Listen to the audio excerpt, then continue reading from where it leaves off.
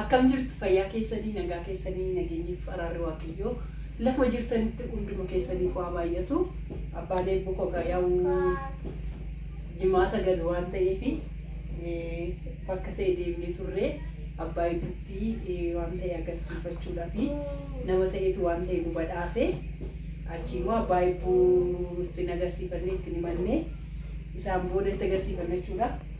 Asumarraa jalqabnu kun asirraa waggaa jalqabnu akkasitti faajjennee akka bareennee akka akkasitti shik kun jenne kanatti jirra. Kanammoo shikkan nu godhanii waaqayyo isaan eebbisuu namadha nama ta'edha. Jireenya isaanii bara isaanii haa eebbifamu. Bara jaalalli ittiin jirretti bara tokkummaan ittiin jirre jenneetu waan tokko jennutti jaalalli akka jirus akka wal gargaaruun akka jirus jedhanii kun akkasitti shik jennee bareennee jirra. Uffatoota nuuf kenname wanta nuuf ta'e abbaa eebbifaana isinitti agarsiifna. Abbaa eebbuu uummata nagaa gaafadhaam. Nagaa keessanii fayyaa keessanii uummata eebbaa beekoo jirtu nuti jirra isin fayyaa keessanii. Haadha manaa keetti bareedu? Baay'eetti bareedu. Baay'eetti bareedu. Abbaa manaa biraan fuudhee bakka nageenye? Nageenye. Dhugaa? Itti heerumte moo fuute? Naaf fuudhee. Meerereen jiru manoo. Ati dhuftee jennaan gadi baasne kaa. Sinii fadhiisu. Ishi amma meesarraa eegallee isinitti agarsiisna. Akkasumatti abbichi ilaala akkasumatti baatee dhufee akkasuma fuuldura nagee ture. Innaanee bukka akkuma baasni fidee dhufe fuulduratti gadi naqetti isinitti agarsiisna. Kunoo akkasitti fidanii nu fuuldura naqanii kan akka carraa ta'een fadheen jira waan ta'eef suurichis abbichumatu naa bitee abbichumatu naaf godhee kanammoo bareedduu keessaniif godhamne eefu bareedduu keessaniif bitamee fi kennamee fi kennaanii kunoo kennaan akkasii jechuudha. Akkuma ishii bareeddisi akkuma ishii faana taphattisittiini. Siniin jennaa kunoo kunis kennaa eebbuu kiyyaatiif kennamedha. Maal waan oolchuu keessatti ilaalla viidiyoo keessatti ilaalaa deemna. Amma qamisii kana isinittis abbaa eebbuuttis uffadheen agarsiisaa jechuudha. Nu faana tura. Turmaatiin keessa isin faana haa ta'uu isiniin jedha. Eebbuu nuuf filan kan bareedu. Baay'ee bareedu. Mee kam jettu mee isin geeru akkasitti. Kasih kono kadang sini aku. Kasih.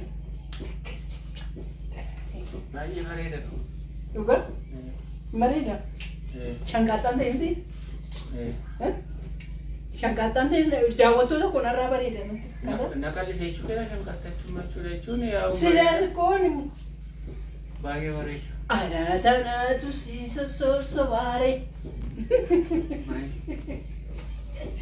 Bareeda jettee akkasumatti sirraa bareedu naan jechuu keeti? Baay'ee bareeda. Galatoon.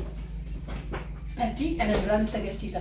Kanaan garuu lapheensaa tirkikki jechuu baannaan bakka namichichuma sanaa bite kanatti nageetoo yeroo. Maal?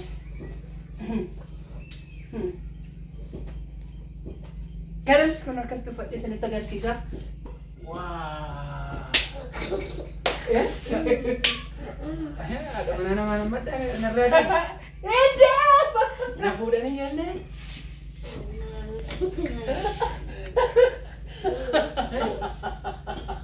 Baay'ee bareeda garuu. Foto uffattee Waan hundaafuu. Haadha mana nama maddaara kana baay'ee bareeda. Isa biyyaan bareeda. Waaqayyo si haa eebbisu jedhan bichaa.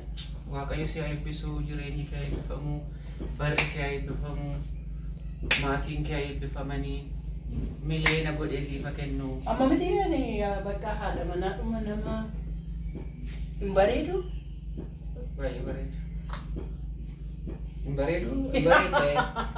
Hin bareedda, hin bareedda. Haatis hin bareedda. Asii uffati wayyichis hin bareeda. Baay'ee bareeda. Kana shanqaxxara godhees ni wannoo garuu anna ajaa'ibe keessaa jechuudha. Mudhii koo beekuu isaanii. Hunda caalaa anna ajaa'ibe. Baay'ee bareeda. 25,000 bitama. warroonni hojjechiifattanii jechuudha. Kuni baay'ee bareedaadha. Uffata bareedaadha jechuudha. Qabannoos qaba, faaya qaba, angurraa qaba, ammuruu akkanaa qaba. Uffata aadaa wanti wannoo isaa jechuudha baay'ee bareeda. Waaqayyo si haa eebbisu, alaamana kee, jireenya kee, bara kee masara dhaaba. Amiin jedhi. Ameen. Achi immoo taanii immoo kaataanii immoo kanan agarsiifadha ammoo kunoo kanan agarsiifadha surrii bareedaa kana surrii bareedaa kana immoo agarsiifadha nafaana bu'a. Kunoo kun immoo surriidha. Surrii immoo akkasitti irratti ta'eera. Kun akkasitti jechuudha. Baay'ee bareeda. Abbaan koko sebukeera wajjin ol bahee tokko biikoo sirriitti agarsiifatu si agarsiisa. Kunoo naashan qaaxxaa akkasitti jechuudha. Fakkeenyaaf jechuudha. Isti na ilaalame jechuudha. Bareedu. Baay'ee bareedu. Har'a garuu si kan hoggaan irratti uffadhu kan ammoo irratti uffadhee isinitti agarsiisa. Kanas isuma faana naaf kenname jechuudha. Naaf kenname waan ta'eef jechuudha. Nama yoo si jalaa butames ka masara dhaabatti bilbiladhuuti. Adaraa kee ka iyyaafannaan jedhu qabdi. Sagantaa iyyaafannaa. Imaltu. Buutii kan jedhamu maal buutii? Imaltuutti imaltuuti. Yaa masarati naaf imali. Buutiin jedhamu yeroo ammaa? Ulee faana akkasitti jala bareedduu deemtee si jalaa waan jedhani. Laal.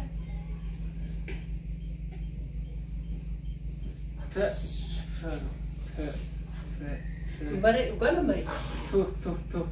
Naatuuf.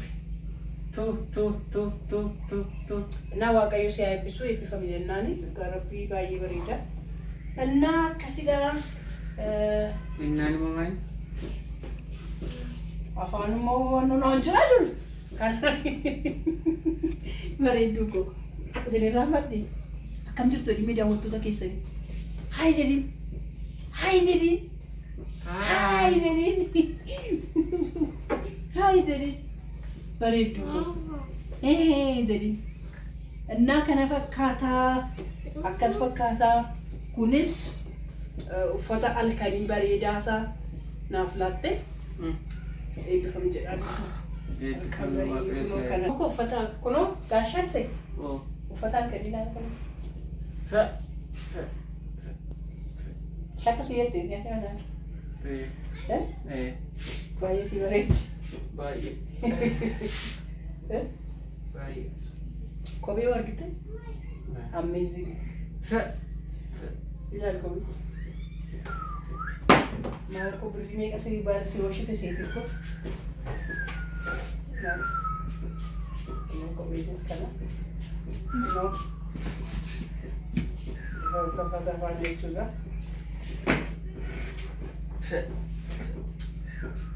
Maal isa qofa dhalii abbaan warraa kee immoo hoggaan abakkeedhaa sii deemee dhufuu si jettee ani koo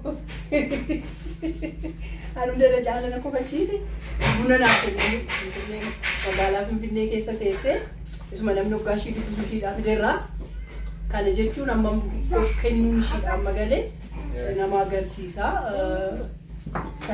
Kanas bunas nuu kennitee isa qofa odeessisu fakkaatuni amma har'aatti kanaan jechuudha.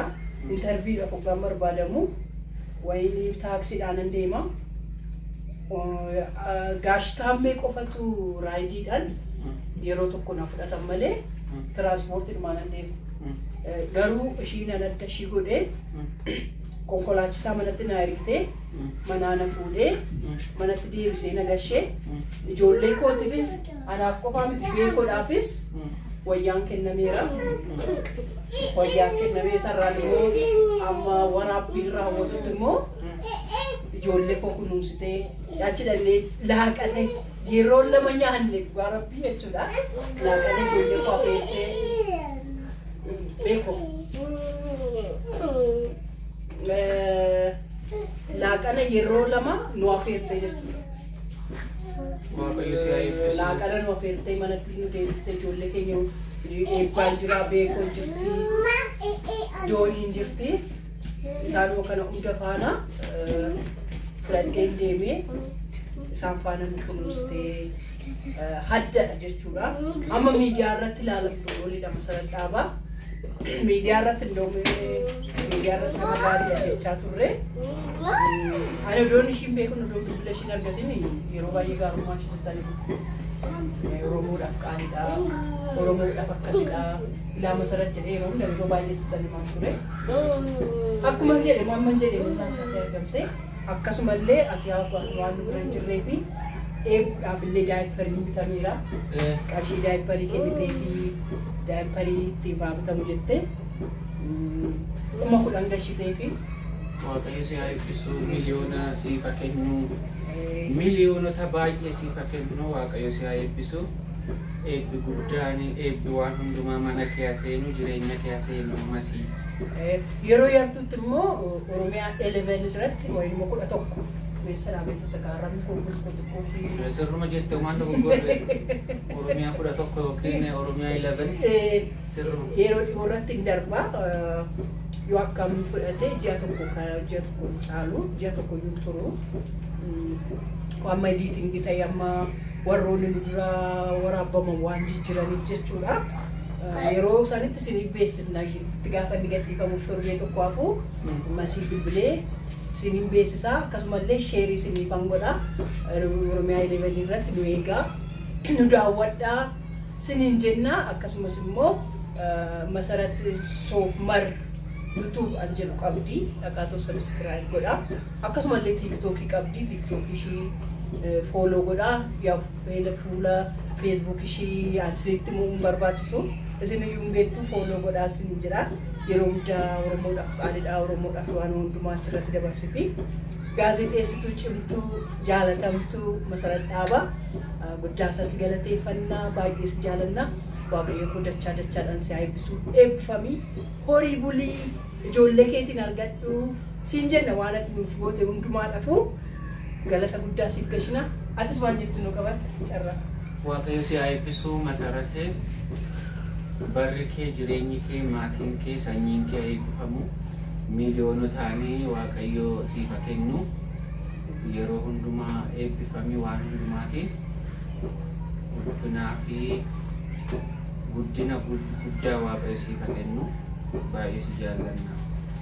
Akkasuma eebbu kiyyaas baay'ee ammattee baay'ee dhugattee isinis dhuganneerra masiikoo jedhii nagaan nuuf turi iddoo nagaa jiraadhaa bakka nagaa hoolaa bulaa isin jenna waan amma ammaa tokko isaan nu daawwattaniif Waaqayyo koo isin haa eebbisu eebbifamaa.